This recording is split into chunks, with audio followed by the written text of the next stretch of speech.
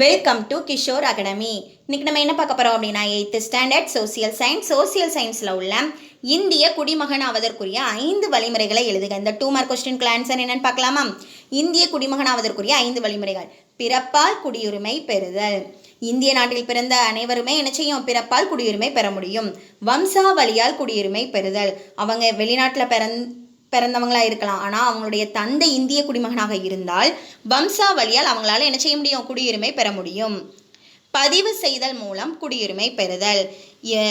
அவங்க இந்திய வம்சாவளியாக இருக்கலாம், ஆனால் வெளிநாட்டில் குடியுரிமை பெற்றிருக்கலாம். இந்திய நாட்டினுடைய குடியுரிமை வேணுங்கிற பட்சத்தில் அவங்க என்ன செய்யணும்? பதிவு செய்து இந்திய நாட்டில் 7 ஆண்டுகள் வசித்தால் அவங்களுக்கு என்ன செய்ய முடியும்? பதிவு செய்தல் மூலம் குடியுரிமை பெற முடியும். இயல்பாக விண்ணப்பித்து குடியுரிமை பெறுதல். அவங்க வெளிநாட்டில் வசிக்கலாம், ஆனால் அவங்களுக்கு எந்த நாட்டினுடைய குடியுரிமையும் வேணாம், எனக்கு இந்தியாவின் குடியுரிமை தான் வேணும் அப்படிங்கிற பட்சத்தில் அவங்க என்ன செய்யணும்? விண்ணப்பித்து இயல்பாக குடியுரிமை பெற முடியும்.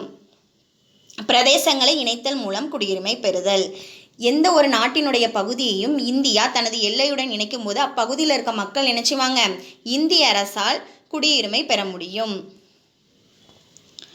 Name the 5 ways of acquiring citizenship: by birth, by descent, by registration, by naturalization, by incorporation of territory.